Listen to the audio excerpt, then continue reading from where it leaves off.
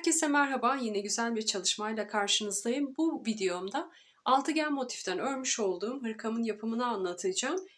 Hırkamın yapımı için ben pullu bir ip tercih ettim fakat dilediğiniz iplerle çalışabilirsiniz. İp miktarımla alakalı tüm detaylardan videomda bahsediyorum. Hırkamın yapımına geçmeden önce küçük bir hatırlatma yapmak istiyorum. Lütfen videolarımı kanalıma abone olarak izleyin. Bildirim zilini açarak da yeni videolarımdan hemen haberdar olabilirsiniz. Yorum yapmayı, beğeni yapmayı da unutmayın lütfen. Instagram üzerinden beni takip ederseniz de çok sevinirim. Ayrıca anlatımdan faydalanarak yapmış olduğunuz çalışmaları Instagram üzerinden bana mesaj olarak iletirseniz sizleri etiketleyerek paylaşmak isterim.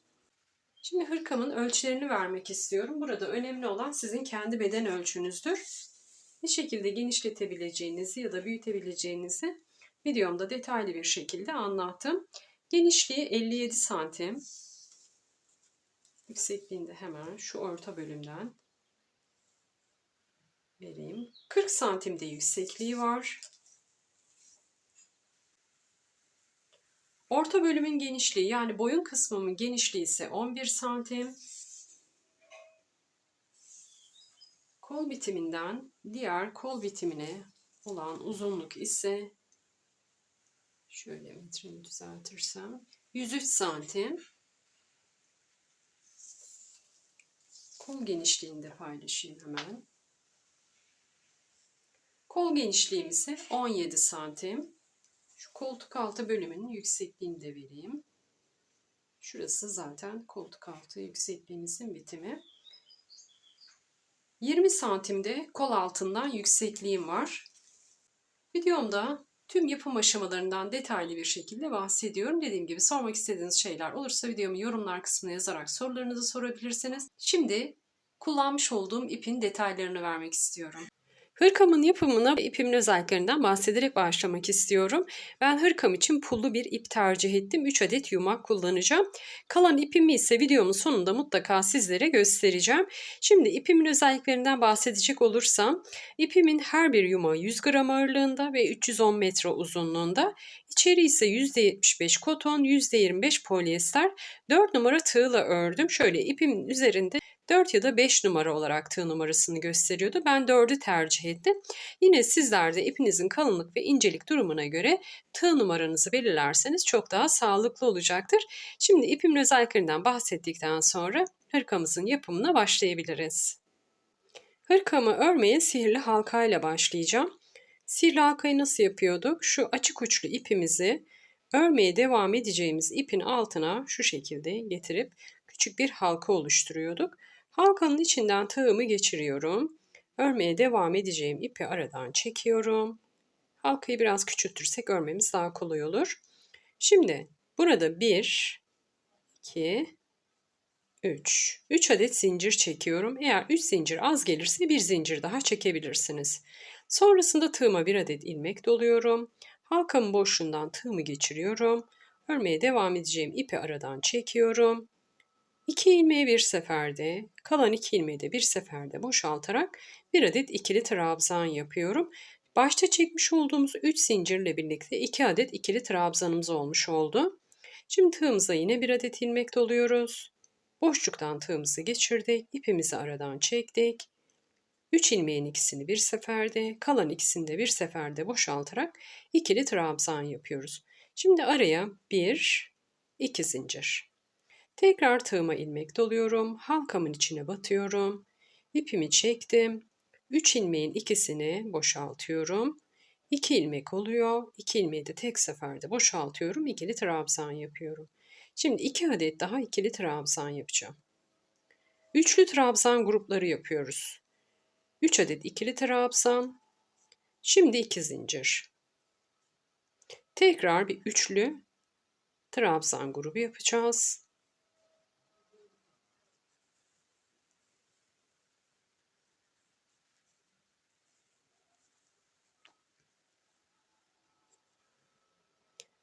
Bir, iki, üç. 3 grup yaptım.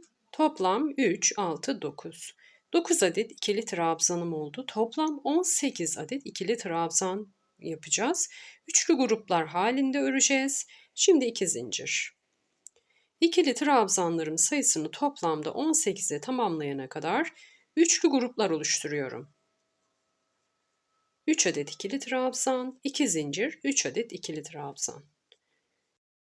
İlk sıramızda başka bir detay yok.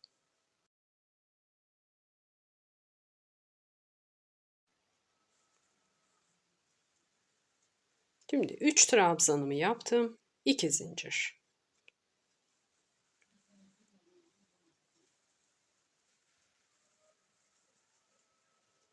Şimdi ikili trabzanlarımı tamamlayıp geliyorum. Toplam 18 adet ikili trabzanımızı yaptık. Şimdi aralara ne yapıyorduk? 2 tane zincir çekiyorduk. Sıramızı bağlarken farklı bir teknikle sıramızı bağlayacağız. İlk etapta şu halkamızı küçültebildiğimiz kadar küçültüyoruz. İpimi çekiyorum, bakın halkamı küçültüyorum. Şimdi sıramızı bağlayacağız. 2 zincir çekmiyoruz. Tığımıza 1 adet ilmek doluyoruz. 3 zincir çekmiştik. 1, 2, 3. Üçüncü zincirin arasından tığımı geçiriyorum. Tığımda 3 ilmeğim oldu. Tek seferde boşaltıyorum. Tığım boşluğumun tam ortasında kaldı, bakın.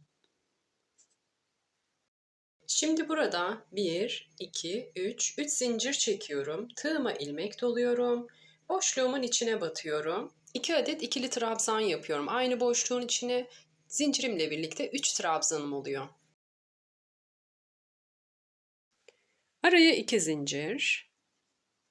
Bir sonraki köşeye geçiyorum. Tığıma ilmek doluyorum.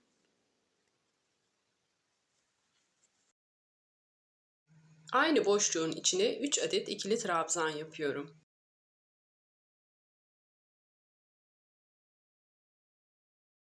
İki zincir. Aynı boşluğun içine bakın. Araya 2 zincir çektim. Köşelerimizi oluşturuyoruz aslında. Toplam 6 adet köşemiz olacak. Aynı boşluğun içine 3 adet daha ikili trabzan yapıyorum. Şimdi yine 2 zincir çekiyorum. Bir sonraki köşeme, yani 2 zincirlik boşluğa geçiyorum.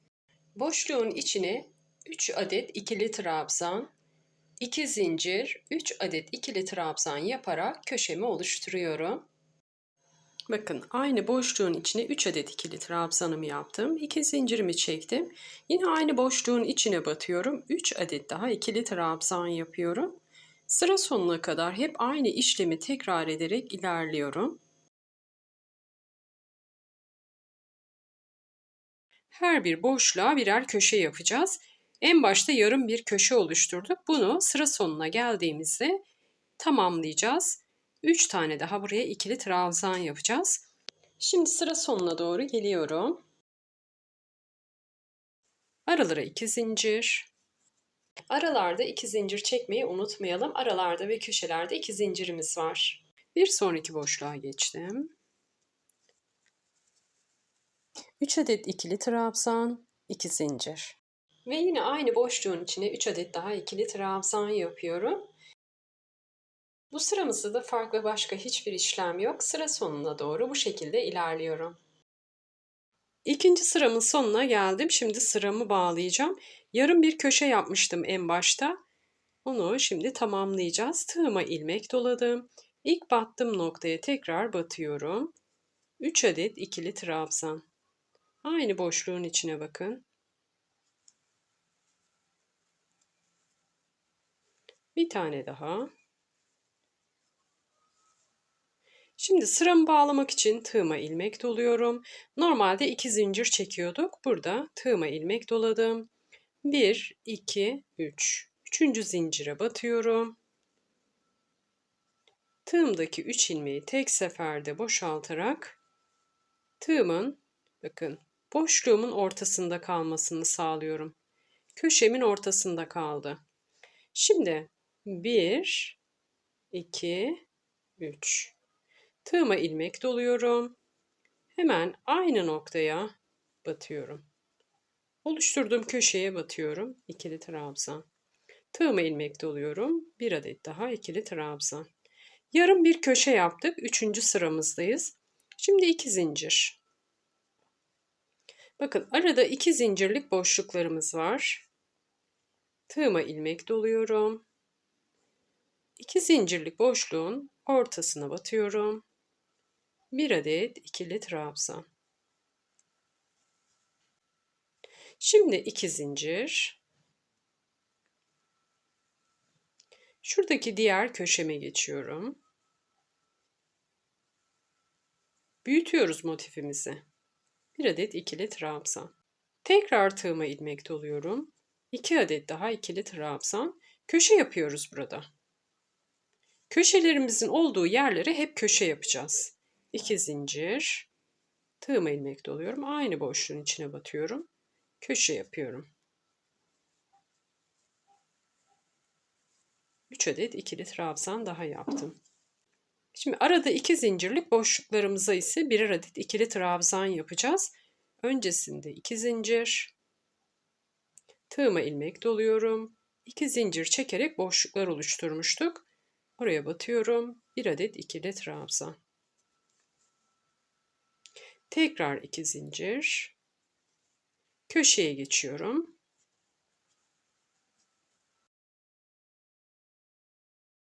3 adet ikili trabzan.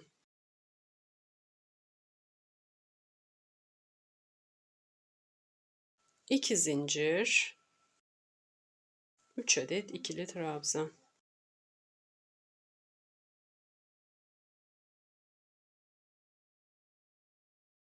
İki zincir. Sıra sonuna kadar hep aynı artık.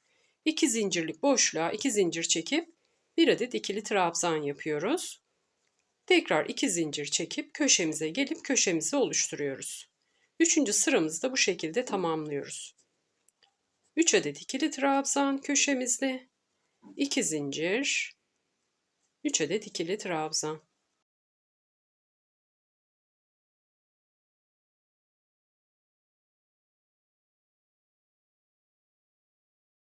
Bakın burada iki köşemizin arasında 2 adet boşluğumuzu oluşturduk.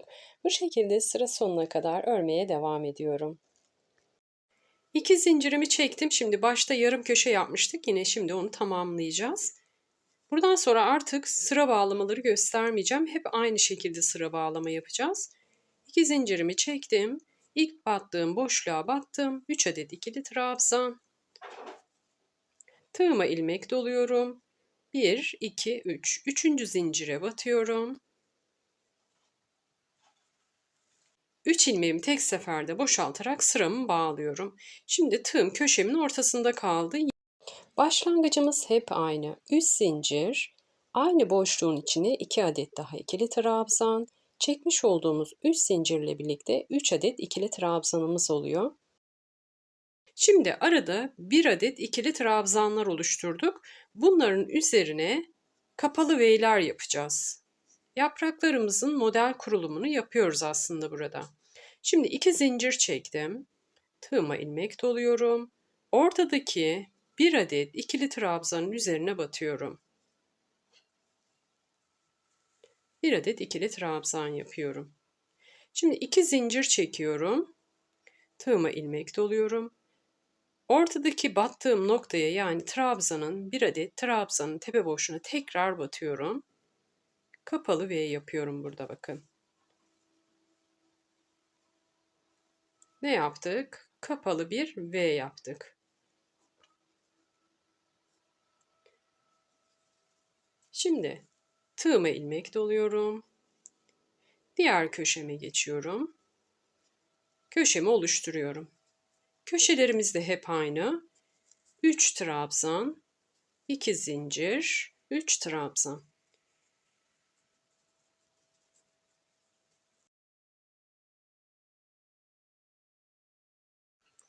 Şimdi sıra sonuna kadar hep aynı. 2 zincir, ortadaki 1 adet trabzanın tepe boşluğuna 1 adet ikili trabzan, 2 zincir, 1 adet ikili trabzan aynı noktaya kapalı V. Köşeye gelmek için 2 zincir, köşeye geliyoruz. 3 trabzan, 2 zincir, 3 trabzan.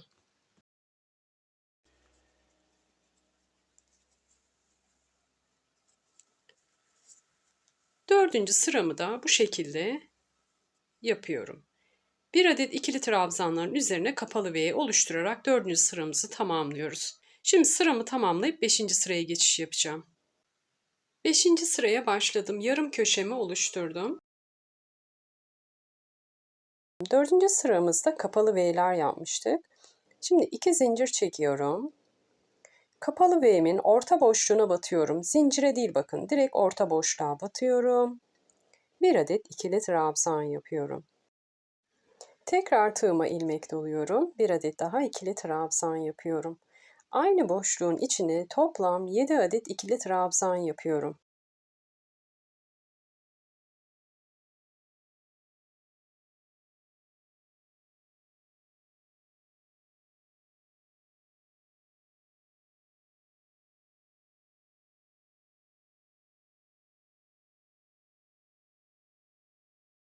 Yedi adet ikili trabzanımı yaptım. Şimdi 2 zincir. Köşeme geçiş yapıyorum ve köşemi oluşturuyorum. 5. sıra bu şekilde devam ediyor. Kapalı V'lerin içine 7 adet ikili trabzan yapacağız. Köşelere geçmek için 2 zincir.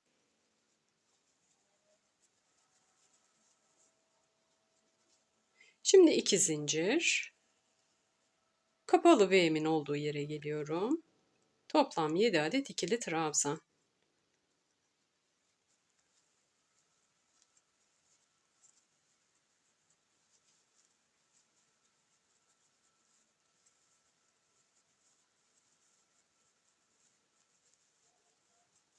İki zincir. Köşeye geliyorum. 3 trabzan. 2 zincir. 3 trabzan.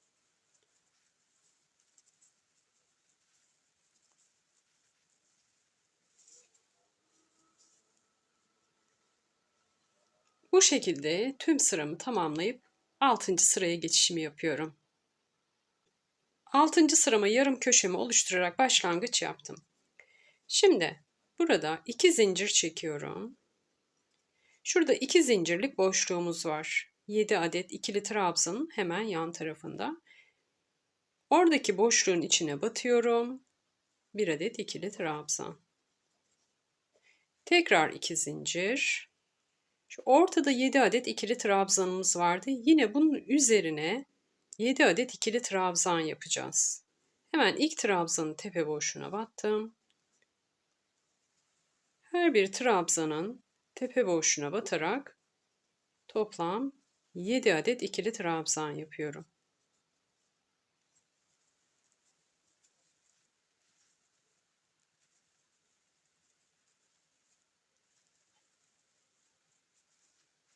İki zincir, 2 zincirlik boşluğun içine batıyorum. 1 adet ikili trabzan. 2 zincir, köşeme geliyorum, köşemi oluşturuyorum. Köşe oluşturmalar ve sıra bağlamalar hep aynı olduğu için tekrar anlatmıyorum. Her bir kenarı aynı şekilde öreceğiz. Şimdi 2 zincir. Ne yapıyorduk? 2 zincirlik boşluğun içine batarak 1 adet ikili trabzan, 2 zincir, 7 adet ikili trabzanın üzerine yine 7 adet ikili trabzan. 6. sıramı da bu şekilde tamamlıyorum.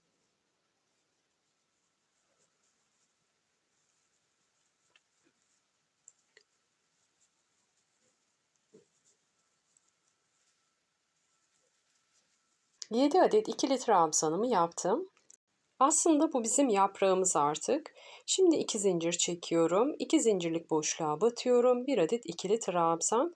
Zincirin üzerine batmıyorum. Boşluğun içine batıyorum.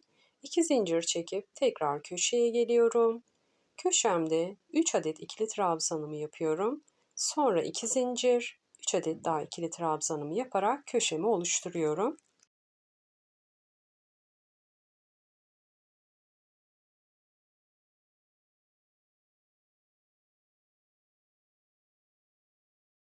Şimdi bu şekilde tüm kenarlarımı örüp 6. sıramı tamamlıyorum ve 7. sıraya geçişi göstereceğim.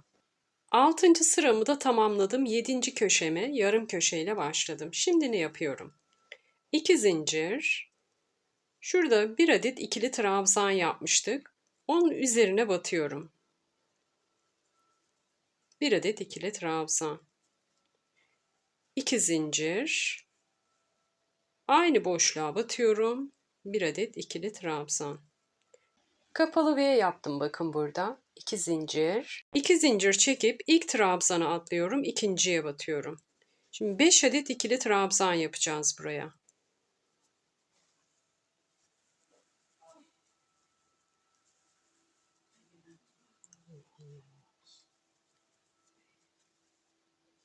İki zincir. 5 adet ikili trabzanımı yaptım. Şimdi 2 zincir. Ortada oluşturduğumuz bir adet ikili trabzanın üzerine batıyorum. Bir adet ikili trabzan. 2 zincir.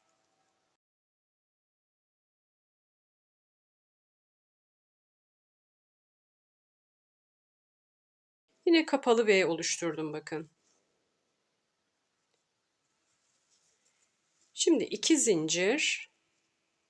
Köşeme geliyorum. Köşemi oluşturuyorum.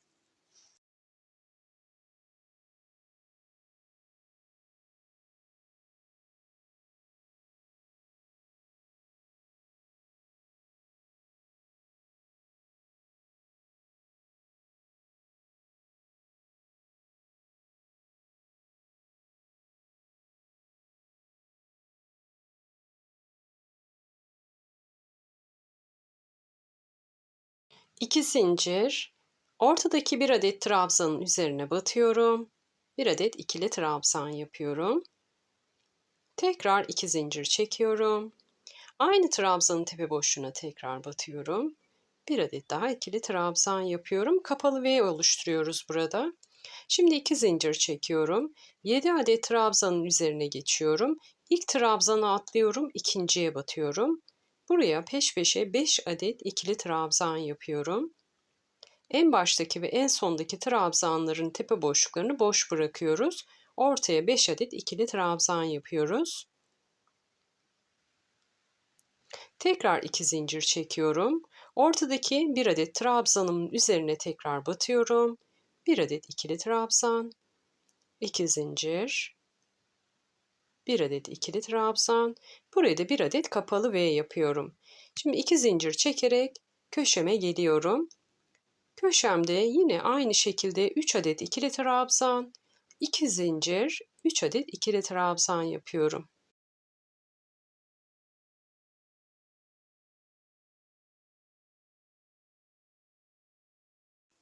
Sıra sonuna kadar aynı şekilde örmeye devam ediyorum. 7. sıramı tamamlıyorum. 7. sıramı da tamamladım. Bakın 7. sıramızda ne yaptık? Yaprağımızın kurulumunu yaptık. Yaprağımızın kurulumu için ilk başlangıçta bir tane ikili trabzan yapıyoruz. Sonra kapalı V yapıyoruz. Sonra kapalı V'mizin içine 7 adet ikili trabzan yapıyoruz. Sonra üzerine yine 7 adet ikili trabzan. Sonra 5 adet ikili trabzan. Şimdi 5 adet trabzanımızı 3'e düşüreceğiz. Şurada oluşturduğumuz kapalı V'lere ise 7 adet ikili trabzan yapacağız. Burada da bakın ne yaptık? Şurada tekli trabzanlar yaptık şurada. Şöyle göstereyim. Tekli trabzanlar yaptık. Yanlardan 2 tane yaprak kurulumu yapmış olduk. Buradaki yaprağımızı da uç kısımlarını yaparak sonlandıracağız. Bu şekilde altıgen motifimizi büyüterek hırkamızın bir parçasını oluşturmuş olacağız. Aynı parçadan bir tane daha yapacağız. Sonra birleştireceğiz. Şimdi 8. sıramda dediğim gibi kapalı V'lerimin içlerine 7'şer adet ikili trabzan yapacağım. Şurada 5 adet ikili trabzanımız var yaprağımızın son sıraları artık ortadaki yaprağımızın. Buraya da 3 adet ikili trabzan yapacağım.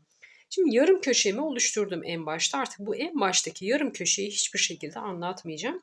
Sıra bağlamayı da göstermiyorum. Standart çünkü. 7. sıramı tamamladım. 8. sırama başlangıç yapacağım.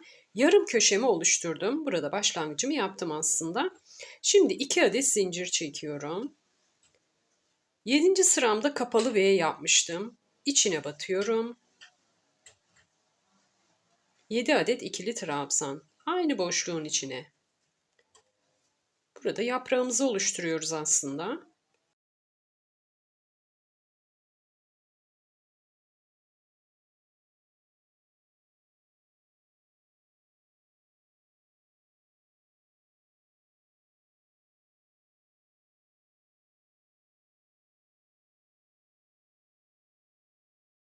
Şimdi 2 zincir.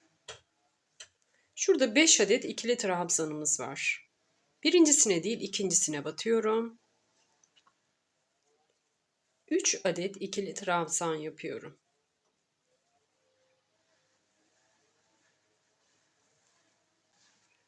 İki zincir. Kapalı V'min olduğu yere geliyorum bakın.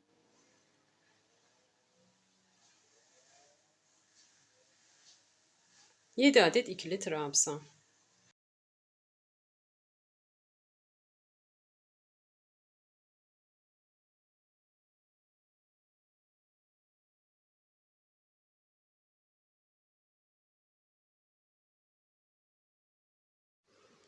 Şimdi 2 zincir.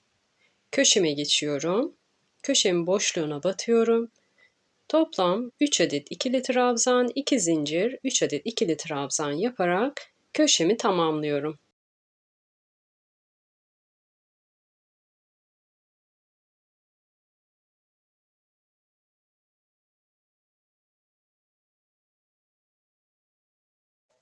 İki zincir. Ne yapacağım bakın. Diğer köşeme geldim. Diğer kenarıma. Kapalı V'min içine direkt batıyorum. 7 adet ikili trabzan.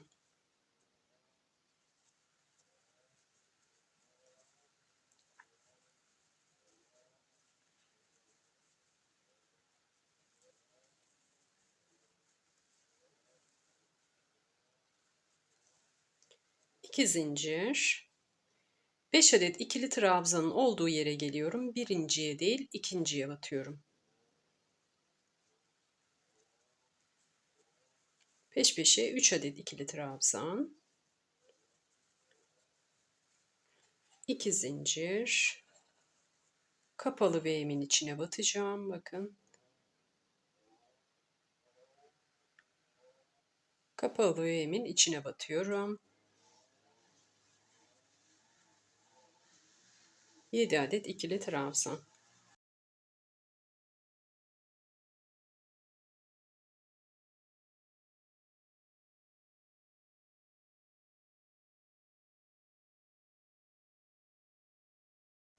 Şimdi 2 zincir.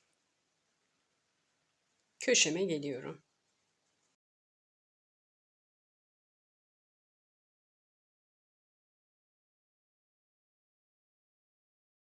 3 trabzan, 2 zincir, 3 trabzan.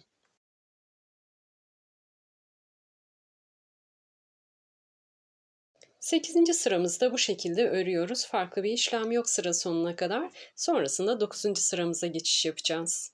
Şimdi 8. sıramı tamamladım. 9. sıraya geçiş yapacağız. Şimdi yarım köşemi yaptım. 2 zincir çekeceğim. Direkt şurada 7 trabzanın üzerine geçmiyoruz. Şurada boşluğumuz var bakın. 2 zincirlik boşluğumuz. Bu boşluğumuza batarak bir adet ikili trabzan yapıyoruz. Burada aslında bir adet ikili trabzan yaparak bir motifimizin, yaprak motifimizin daha başlangıcını yapıyoruz. Aynı şurada olduğu gibi bakın. Şurada bir adet ikili trabzan yapmışım ve buradaki yaprak motifimin başlangıcını yapmışım. Şimdi şuradaki bir adet ikili trabzanı ne zaman yapıyoruz?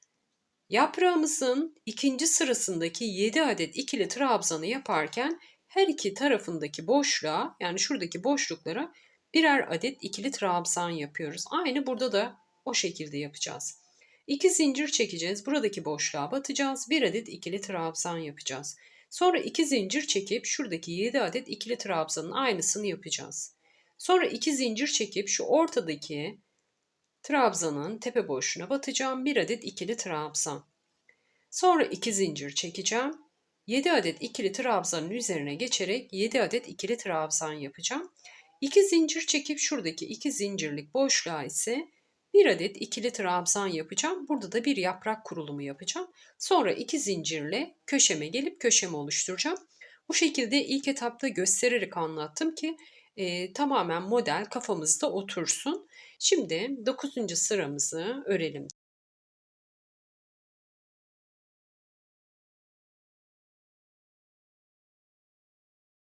2 zincir, 2 zincirimi çektim. Şurada 2 zincirlik boşluğum var. Boşluğumun içine batıyorum. 2 zincirimi çektim. Tığıma ilmek doluyorum. Şurada 2 zincirlik boşluğum var. Boşluğumun içine batıyorum. Bir adet ikili trabzan. Şimdi 2 zincir. Şurada 7 adet ikili trabzanım var. Onun üzerine yine 7 adet ikili trabzan.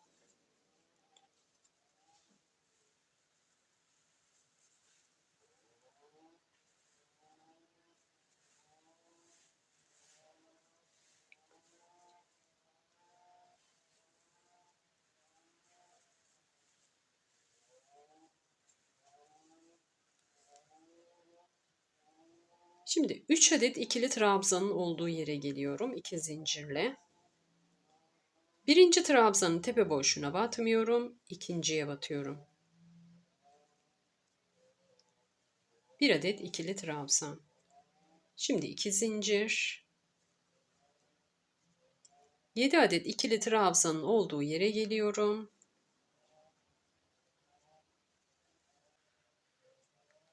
Toplam 7 adet ikili trabzan yapıyorum buraya da.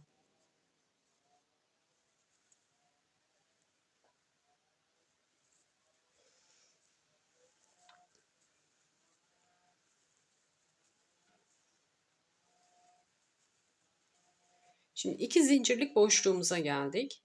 2 zincir. Boşluğumun içine batıyorum. Bir adet ikili trabzan. 2 zincir. Köşemize geldik.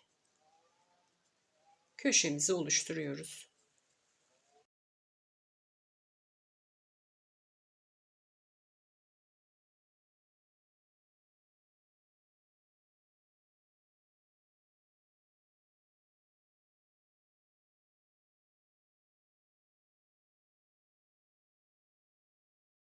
Dokuzuncu sıramızda bu şekilde sıra sonuna kadar örüp geliyorum.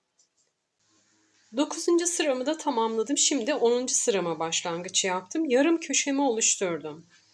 Burada 2 zincir çekeceğim. Bakın tek bir trabzanım var alt sırada.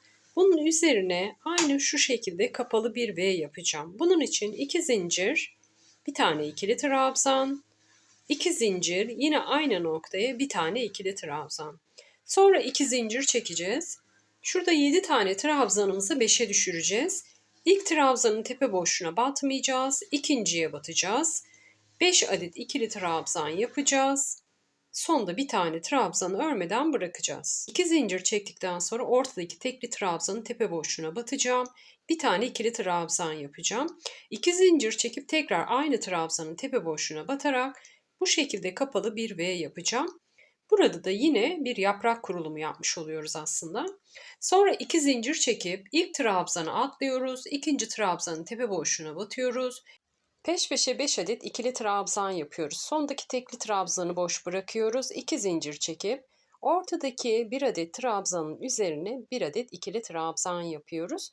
Tekrar 2 zincir çekip aynı trabzanın tepe boşluğuna 1 adet daha ikili trabzan yaparak kapalı bir V yapıyoruz. Sonra 2 zincir çekip köşeme geliyorum. 3 trabzan, 2 zincir, 3 trabzan yaparak köşemi oluşturuyorum. Diğer tüm kenarlarımı aynı şekilde örerek sıra sonuna kadar geliyorum. Şimdi örelim. 10. sıradan sonra artık göstermeyeceğim çünkü buradan sonra hepsi işlem tekrarı, motif tamamen oturdu aslında.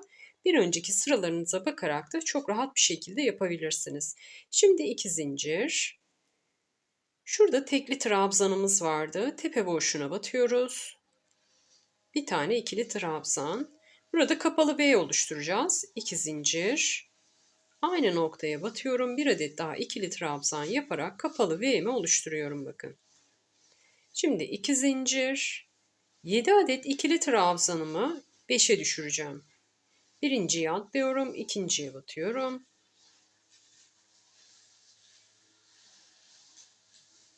Beş adet ikili trabzan peş peşe.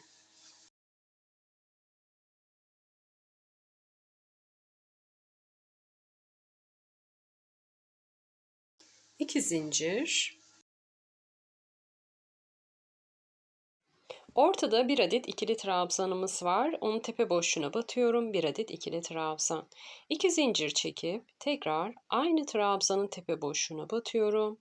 Bir adet ikili trabzan. Burada kapalı V'mizi oluşturuyoruz. Bir tane de en başta yapmıştık. İki tane yaptık toplam. Üçüncüyü de sıra sonundaki bir adet trabzanımızın üzerine yapacağız. Şimdi iki zincir çekiyorum. Buradaki 7 adet trabzanı 5'e düşürüyorduk. Şimdi birinciye atlıyorum, ikinciye batıyorum. Peş peşe 5 adet ikili trabzan yapıyorum. Daha önce yaptığımız işlemin aynısı, hiç farklı bir işlem yok. En sondaki trabzanımın tepe boşluğunu atlıyorum. Şimdi 2 zincir çekiyorum tekrar. Bir adet trabzanım var ortada. Onun tepe boşluğuna batıyorum. Bir adet ikili trabzan yapıyorum. Tekrar 2 zincir çekiyorum. Aynı trabzanın tepe boşluğuna batıyorum. Bir adet daha ikili trabzan yaparak üçüncü kapalı V'mi oluşturuyorum. Şimdi 2 zincirle köşeme geçiyorum.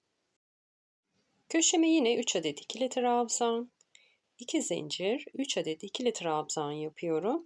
Bu şekilde sıra sonuna kadar tüm kenarlarımızı aynı şekilde öreceğiz. Hiç farklı bir işlem yok. Şimdi gösterdiğim şekilde 10. sıramın tüm kenarlarını örüp geliyorum. 10. sıramın da sonuna geldim. Sıra bağlamayı bir kez daha göstereceğim. Sonrasında örme işlemini tekrar göstermeyeceğim. Kapalı V'mi oluşturdum. 2 zincirimi çektim. Tığıma ilmek doluyorum. İlk battığım köşeye batıyorum. Burada 3 tane trabzan yapmıştık zaten en başta. Aynı noktaya 3 adet daha ikili trabzan yapıyorum. Şimdi tığıma ilmek doluyorum. 1, 2 ve 3. Üçüncü zincire batıyorum. Tığımda 3 ilmeğim oldu. Tek seferde boşaltıyorum. 1, 2, 3. Tığım bakın boşluğumun ortasında kaldı. Tığıma ilmek doladım. Aynı boşluğun içine batıyorum. Bir adet ikili trabzan. Tekrar tığıma ilmek doluyorum. Aynı boşluğun içine batıyorum. Bir adet daha ikili trabzan. Böylece yarım köşe oluşturmuş oluyorum. Sıra sonuna geldiğimde köşemi tamamlıyorum. Şimdi yarım köşemizi oluşturduk ve 11. sıraya geçiş yapacağız artık. Buradan sonra göstermiyorum. Birbirinin tekrarı olduğu için artık yapraklarımızın model kurulumlarını gördük. Buradan sonra alt sıralarda yaptığımız işlemlerin aynısını yapacağız. Ben toplam 17 sıra ördüm. Beden ölçümü nasıl belirledim? 17 sıra ördüm. Sonrasında yarım parçamı üzerime giydim. Ondan sonra olup olmadığına baktım. Ayarım ise şu şekilde, hemen gösteriyorum. Beden ölçüm için provamı yapmadan önce bir kenarımın iki ucunu birbirine yapıştırıyorum bu şekilde. Parçamızı katladığımızda L şeklini alıyor. Bir kenarını ben toka yardımıyla tuturdum. Siz de iğne yardımıyla ya da toka yardımıyla tutturabilirsiniz gösterdiğim yerden. Burası bizim omuz kısmımız olacak. Sonrasında parçamı üzerime giyiyorum. Tekrar göstereyim. Tek bir kenardan dikiyorum. Parçamın bir tanesini üzerime giyiyorum. Boynum ile parçamın bitimi arasındaki boşluk 3 parmak kadar oldu. Benim için bu ölçü yeterli. 4,5 santimlik bir boşluk bıraktım. Bu boşluğu bıraktıktan sonra koltuk altı genişliği ve kol ağzı genişliği de istediğim ölçüye ulaşmış oldu. Siz dilediğiniz ölçüde ayarlayabilirsiniz. Parçamı toplam 17 sıra ördüm. Şimdi sıramı bağlayacağım. Sıramı bağlamak için tığıma yine bir adet ilmek doluyorum. 3. zincire batıyorum. Tığımdaki 3 ilmeği tek seferde boşaltıyorum. Bir zincir çekerek ipimi kilitliyorum. Şimdi dikiş için bir miktar ip bırakacağım. Şu kısmı dikeceğiz. Çok fazla uzun bir ip bırakmanıza gerek yok. Bir kenarı dikecek kadar ip bırakmanız yeterli.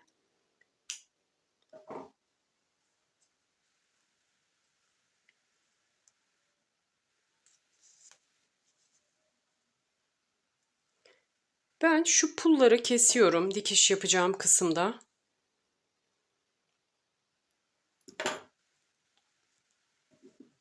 Dikiş yaparken zorluk olmasın diye.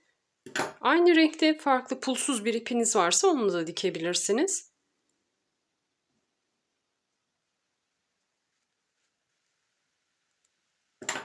Pullarımda çok fazla yoğunluk olmadığı için kesmek kolay oluyor bakın. Şimdi ipimi şöyle çekiyorum. Bir zincirle kilitlemiştik zaten.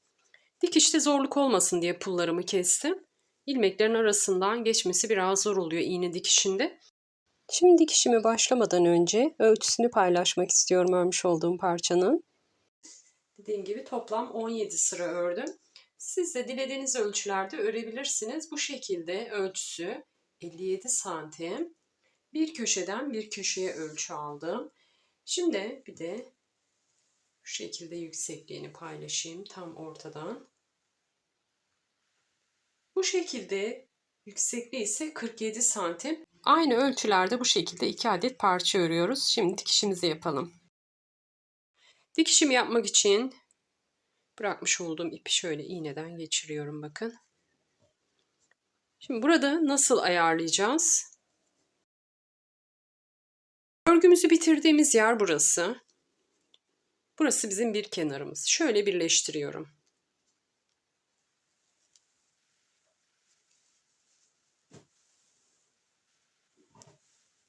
Bu hali alıyor.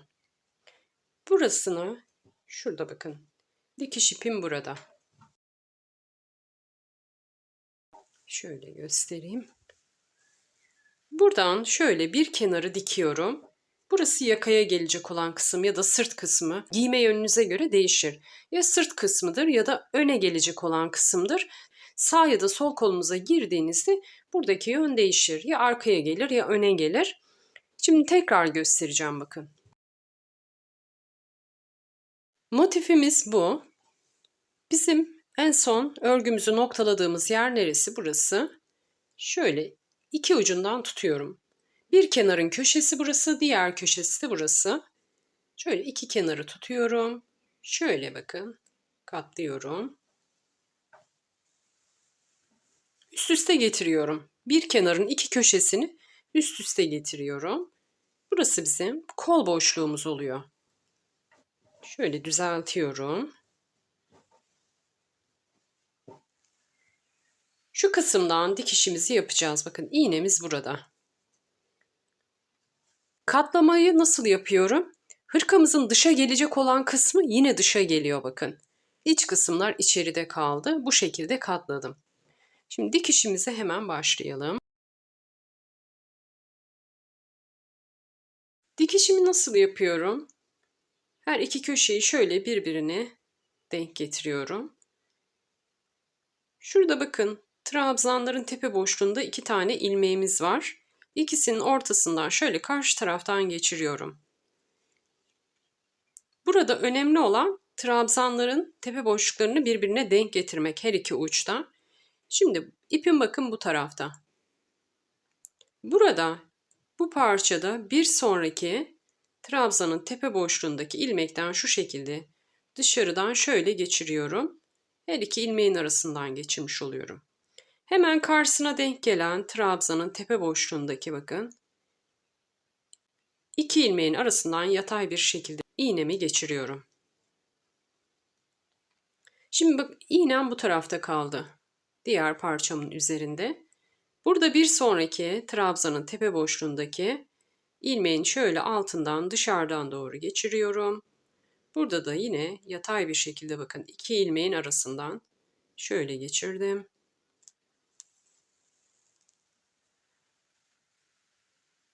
Dışarıda kalan ilmeklerin arasından geçiriyorum aslında bakın şöyle altından. Trabzanların tepe boşluğundaki dışarıda kalan ilmeklerin altından bu şekilde geçiriyorum iğnemi. Bakın zincirli olan kısma geldik. Yine zincirimizin ilmeği altından iğnemi geçiriyorum.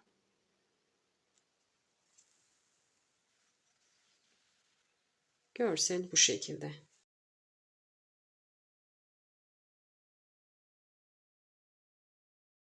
Böyle diktiğimde bakın daha güzel durduğu için ben böyle dikmeyi tercih ettim. Burada trabzanların ve zincirlerin karşılıklı gelmesi önemli. Trabzanları ve zincirleri karşılıklı birbirine denk gelecek şekilde ayarlayıp dikişinizi yaparsanız parçanızın iki ucunu eşit bir şekilde dikmiş olursunuz. Herhangi bir eğrilik ve yamukluk olmaz dikişinizde. Şimdi gösterdiğim şekilde dikişimi tamamlayıp bitmiş halini sizlerle tekrar paylaşacağım. Hırkamın kol dikişini tamamladım. Şimdi yaka kısmını genişletme işlemini göstereceğim. Şimdi yaka kısmım için ve sırt kısmım için buradaki genişlik yeterli değil. Kol kısmını genişletmeden burayı genişleteceğim. Onu da nasıl yapacağız? Şu köşeden örmeye başlayacağız ve üç kenar üzerinde örme işlemine devam edeceğiz. Örme işlemini yaparken bakın buradaki modelimiz neyi gerektiriyorsa motifimizi büyütürken hangi sırada ne yaptıysak burada aynı işlemleri yapmaya devam edeceğiz. Hemen şimdi örme işlemine başlayalım. Örme işlemine başlamadan önce ilk önce ipimi zincir çekerek kilitliyorum. Etek kısmına gelen herhangi bir köşeden tığımı geçiriyorum. Zincirimde kilitlemiş olduğum ipi aradan çekiyorum. Burada 1, 2, 3 zincir çekiyorum. Tığıma ilmek doluyorum. Boşluğumun içine batıyorum tekrar. 2 adet daha ikili trabzan yapıyorum. Motifimizi büyütürken yaptığımız işlemin aynısını yapıyoruz. Yarım köşe oluşturuyoruz.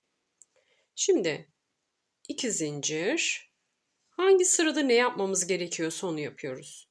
Boşluğumun içine batıyorum. 1 adet ikili trabzan. 2 zincir. Bir sonraki tepe boşluğuna geçiyorum. 7 adet ikili trabzan yapıyorum. Bu kısmı çok fazla göstermeyeceğim.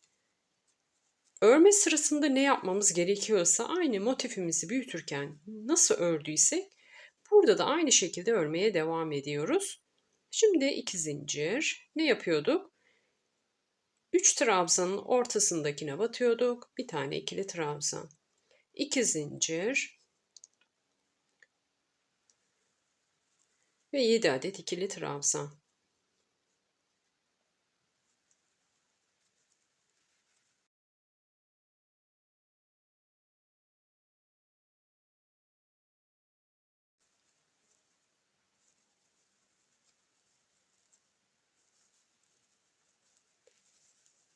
Motifim neyi gerektiriyorsa aynı şekilde örmeye devam ediyorum. Burada önemli olan şurada dikiş yaptığımız nokta. Bu orta bölümde örgümü ne şekilde yaptığımı göstereceğim. Şimdi oraya doğru ilerliyorum. Dikiş yaptığım bakın orta bölüme geldim. En son 7 adet trabzanım vardı şurada, onu ördüm. Şimdi ortada 2 tane köşemiz var dikiş noktamızda. Buraya örgüm neyi gerektiriyorsa 7 adet trabzandan sonra 2 tane bakın boş kutucuğum var. Şimdi bunu oluşturacağım. Çünkü burada bakın şuraya kadar diğer 7 adet trabzana kadar bu şekilde bir genişlik var.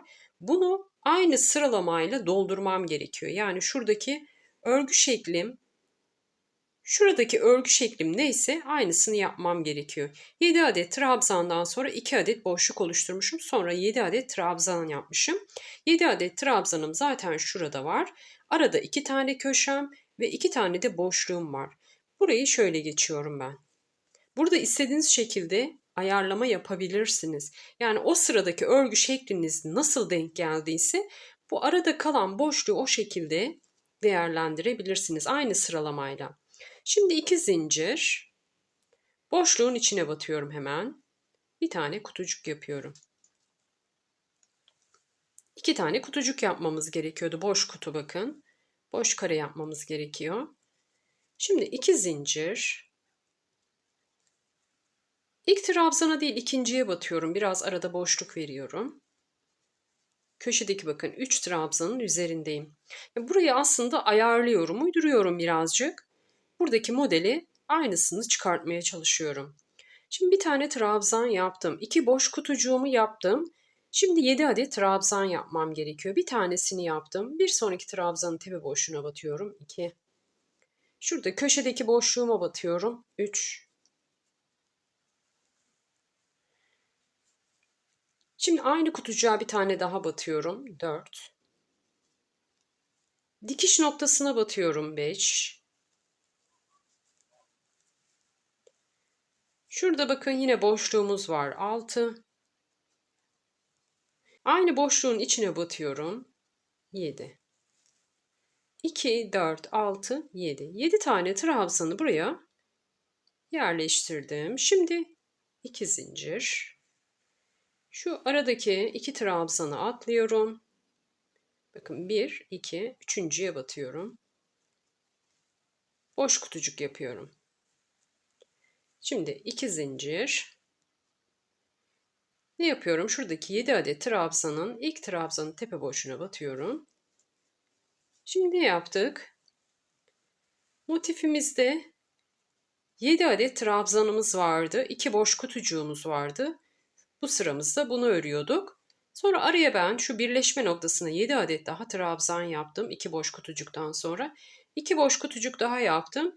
7 adet trabzanın üzerine geldim. Buradan sonra artık sıralama aynı. Sizin farklı sıraya da denk gelebilir. Burada yine bu şekilde ayarlama yapabilirsiniz. Beden ölçüleri farklı olduğu için sadece mantığını anlatmak istedim. Şimdi örgü işlemime devam ediyorum. Yaka kısmındaki ya da sırt kısmı diyebiliriz. İkisini birlikte genişletiyoruz çünkü. Genişletme işlemini toplam 4 sıra devam ettim. Bu şekilde sıramı tamamlıyorum. Bakın 3 kenar üzerinde örme işlemi yapıyoruz. Ön, arka ve etek kısmı örmeye devam ediyoruz. Burada zaten omuz kısmı dikişi olduğu için burada herhangi bir şey yapmıyoruz. Kol genişliğim benim için yeterli oldu. Artık genişletmek istemedim. Kol dikişimi yaptım. Sonra beden genişliği benim için yeterli olmadığı için ve boy kısmı yeterli olmadığı için genişletme işlemine bu üç kenarda devam ettim. Mantık bu. Farklı hiçbir mantığı yok. Farklı bir işlem yok. Ne yaptık? Aynı motifimizi büyütürken yaptığımız gibi yarım köşemizle başladık.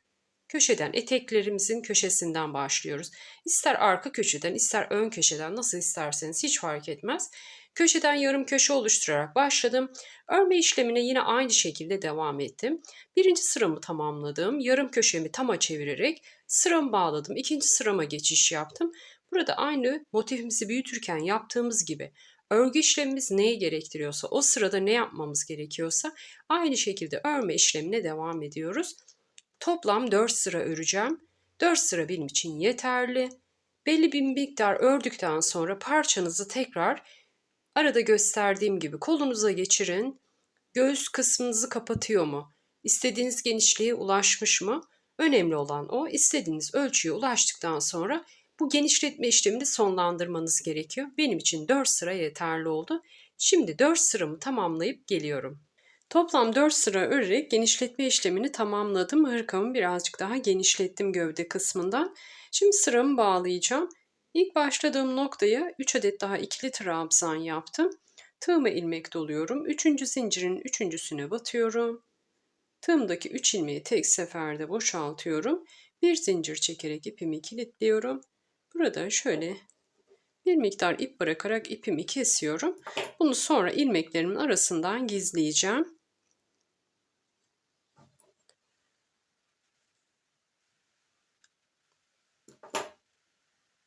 Bunu kesiyorum ki yine ipimi çekerken takılıyor.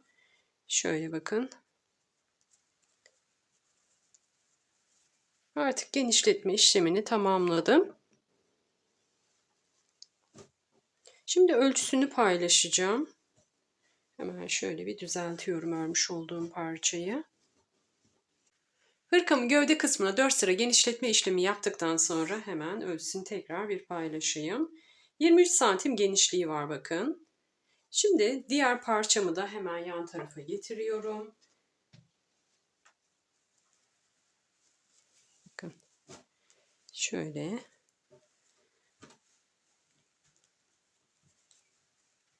Dikkat ederseniz burada bakın ön kısım daha kısa, arka bölüm ise daha uzun. Burada 4 sıra daha örüp boyun boşluğumuzu oluşturacağız. Şimdi aynı şekilde bu parçama da 4 sıra daha öreceğim ve boyun boşluğu oluşturacağım. Burada kendi boyun ölçünüze göre yani arkadan boyun genişliğinize göre istediğiniz sayıda örebilirsiniz. Dilerseniz 3 sıra, dilerseniz 2 sıra, 5, 6. Burada önemli olan yine sizin boyun ölçünüz. Ben kendi boyun ölçüme göre her bir parçada 4 sırayı yeterli buldum. Toplamda orta bölümde yani şu kısımda 8 sıra örmüş olacağız. Sol parçamda 4 sırayı ördüm. Bakın 4 sırayı ördüm. Şimdi sağ parçamda 4 sıra daha öreceğim. Onu nasıl yaptığımı göstereceğim. Sağ parçamda arka kısma 4 sıra öreceğiz. Şimdi şurası bakın kol dikişimin olduğu yer. Detaylıca anlatmak istiyorum ki karışıklık olmasın. Parçanızı üzerinize giyin. Arka bölümü belirleyin. Lütfen şaşırmayın bu kısımda. Şimdi ben arka bölümümü belirledim. Benim arkaya gelecek olan kısım burası. O yüzden bu yönde öreceğim.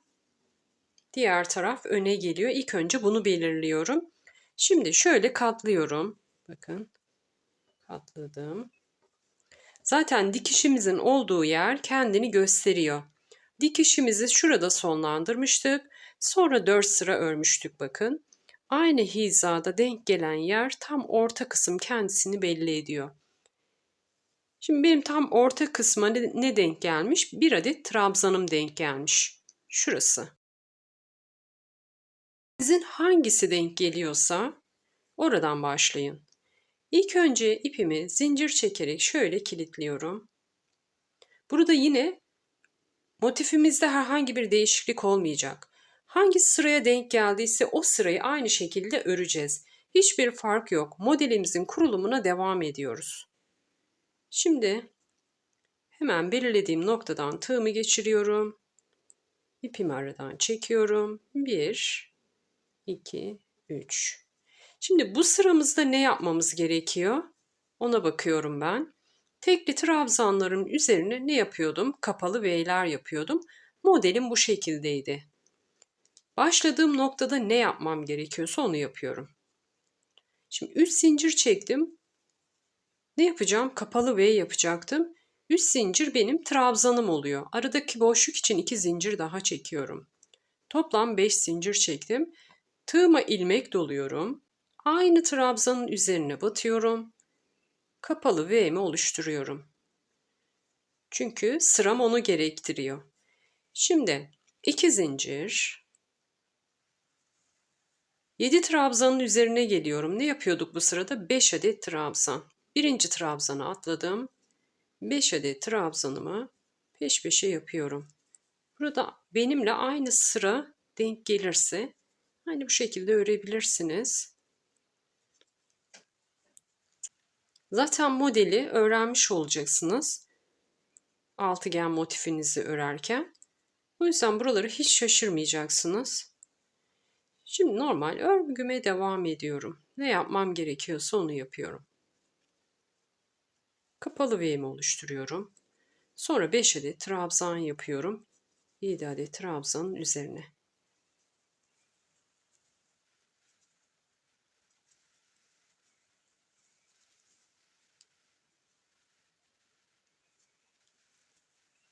Bu şekilde sıra sonuna kadar ilerliyorum. Burada tek hat üzerinde öreceğiz zaten. Sadece sırt kısmımızı köşeye kadar geleceğiz, sonra geriye döneceğiz. Başladığımız noktaya geleceğiz, geriye döneceğiz. İstediğimiz genişliğe ulaşana kadar bu şekilde örmeye devam edeceğiz. Şimdi ben örgüme devam ediyorum. Sıra sonunda ne yaptığımı göstereceğim. Sonra geri dönüşü de göstereceğim. Bu şekilde toplam 4 sıra öreceğim. Şimdi sıra sonuna gelip görüşelim. Sıra sonuna geldim arka kısmımızda. Köşemiz var. Şimdi 2 zincir çekiyorum. Köşemizde ne yapıyorduk? 2 tane zincir çekiyorduk.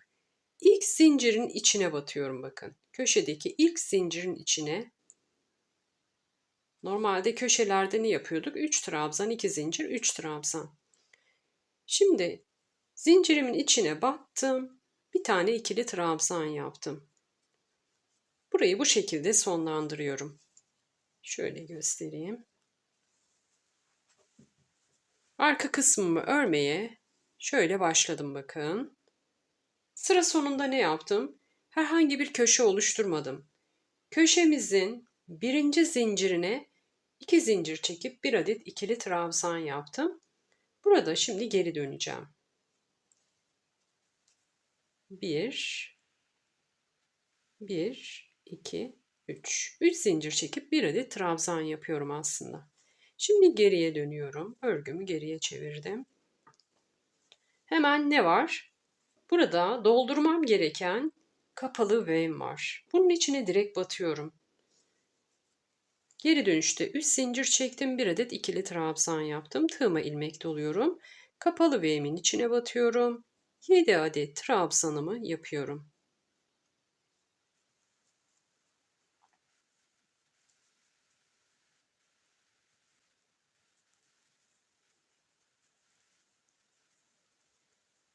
Şimdi kapalı V'min içine 7 adet ikili trabzanımı yaptım. Şu köşede neden yarım köşe oluşturmadım? Eğer burada yarım köşe oluştursaydım etek kısmı bu şekilde aşağıya doğru kayıyor. Birkaç kez ördüğümde denedim. Aynı şekilde oldu. Aşağıya doğru kayıyor. Biraz daha dışarı taşıyor. Tek trabzan yeterli olduğu için tek trabzanla sıramı bitirdim. İkinci sıraya geçiyorum şimdi. İkinci sırayı örüyorum şimdi. Şimdi buradan sonra yine aynı şekilde ne yapmamız gerekiyorsa. Bakın. Kapalı V'min içini doldurdum. 2 zincir. 5 trabzanım var. Onun üzerine ne yapıyordum? 3 trabzan. Şimdi sıra sonuna kadar yine sıram neyi gerektiriyorsa onu örmek için devam ediyorum. Burada farkımız neydi? Sadece sıra sonunda yani etek kısmına denk gelen yerde yarım köşe oluşturmak yerine, çünkü burada tam bir köşemiz var. Yarım köşe oluşturabilirdik ya da şu trabzanların üzerine batabilirdik. Birer trabzan yapabilirdik. Burada istediğiniz şekilde sıranızı bağlayabilirsiniz. Ben burada trabzan sayımı fazla yaptığımda aşağıya doğru genişleme olduğunu gördüğüm için düz bir şekilde tek trabzanla bitirmek istedim. Şimdi 2 zincir. Kapalı V'me geçiyorum. 7 adet ikili trabzan. Şimdi yine burada da sıra sonuna kadar aynı şekilde örmeye devam ediyorum. Sıram neyi gerektiriyorsa onu yapıyorum. Şimdi sıramızın sonuna doğru ilerleyelim. Şuradaki başlangıç noktasında tekrar görüşelim. Boyun kısmındaki ikinci sıramın da sonuna geldim. En başta ne yapmıştık? Kapalı bir V yapmıştık. Şimdi 2 zincir çekiyorum. Kapalı V'lerimizin içine ne yapıyorduk? Toplam 7 adet ikili trabzan yapıyorduk. Burada ise 5 adet yapacağım. Etek kısımlarında ve boyun kısmında düz bir görüntü istediğim için arka kısımda 5 adet yapıyorum. Şimdi 4 tanesini bu kapalı V'min içine yaptım. 5. ise kapalı V'min 3. zincirine batıyorum. 1, 2, 3. 3. zincire batıyorum. Toplam 5 adet ikili trabzan yaptım. Burada dediğim gibi düz bir görüntü istiyorum. Şimdi 1, 2, 3. Geriye dönüyorum. Şimdi 7 adet trabzan yaptığımızda yine bir üst sırada 7 adet trabzan yapıyorduk bu trabzanlarımızın üzerine. Burada da 5 adet yaptığım için 5 adet yapacağım. Şimdi 3 zincir çektim, geri döndüm. 3 zincir benim ilk trabzanım olduğu için ilk trabzanın tepe boşluğuna batmıyorum. İkincisine batıyorum, 1 adet ikili trabzan. Sonrakine batıyorum, üçüncüyü yapıyorum. Toplam 5 adet ikili trabzan yapıyorum. Burada 7 adet yapmış olsaydım 7 adet ikili trabzan yapacaktım. Şimdi 2 zincir, yine Örgü sıram neyi gerektiriyorsa aynı şekilde örmeye devam ediyorum. 3 trabzanın ortasındaki trabzanın tepe boşluğuna 1 adet trabzan, 2 zincir, 7 adet ikili trabzan.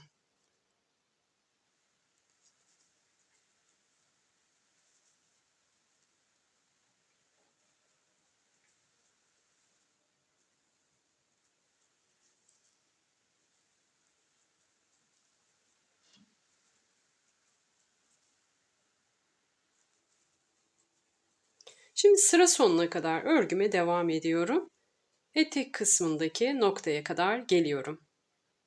Boyun kısmındaki 3. sıramın da sonuna geldim. Ne yapmam gerekiyor burada? 7 adet ikili trabzan yapmam gerekiyor. Hemen üstüne batıyorum. 7 adet ikili trabzanımı yapıyorum.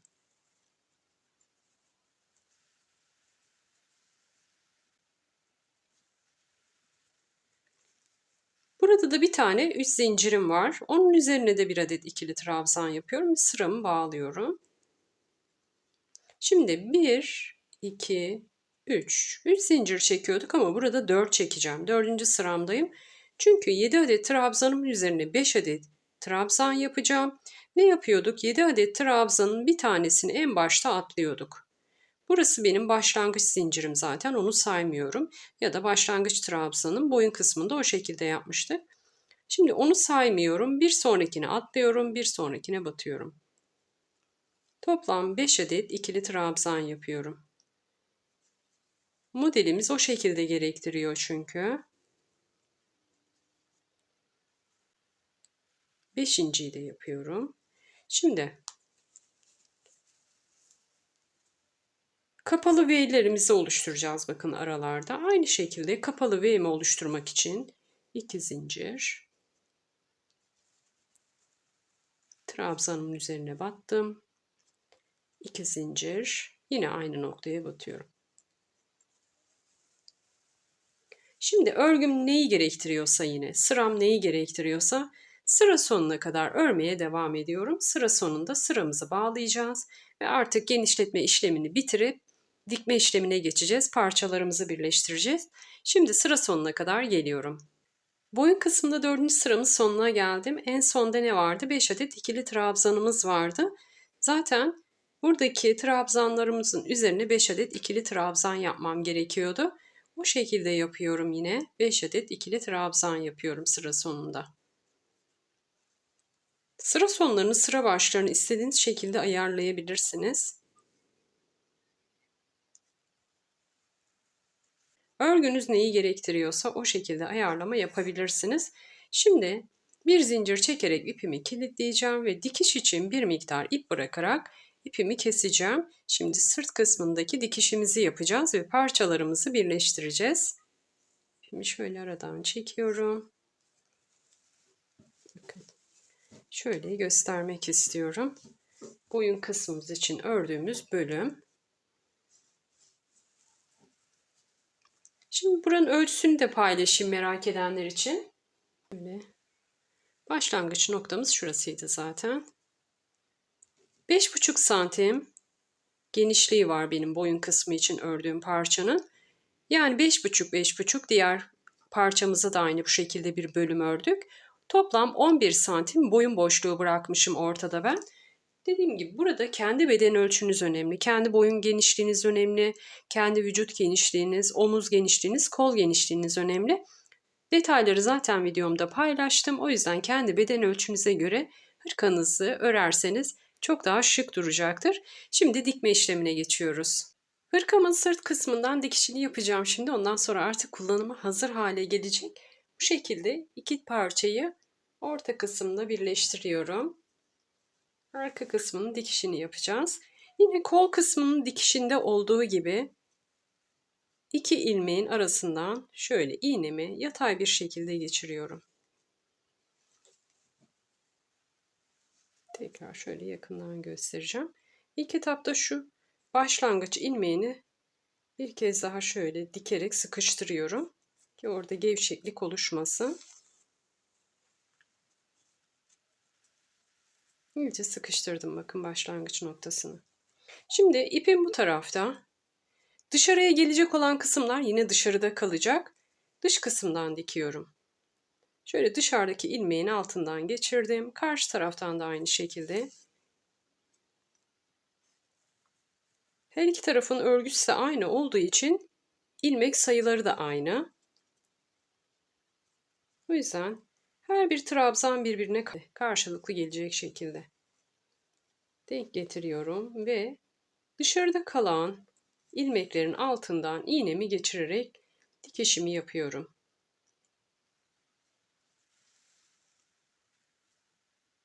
Zincirler karşılıklı, trabzanlar karşılıklı.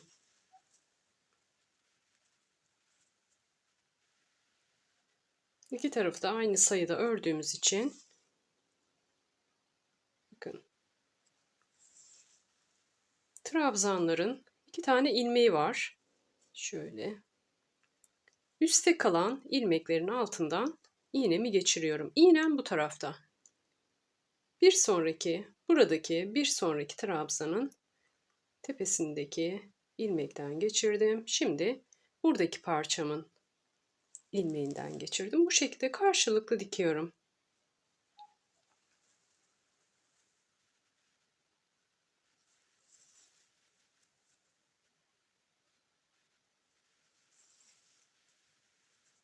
İlmekleri ve zincirleri birbirine denk gelecek şekilde tutarsanız uzunluk kısalık olmaz, parçalarınız arasında eşit olur. Çirkin bir görüntü ortaya çıkmaz.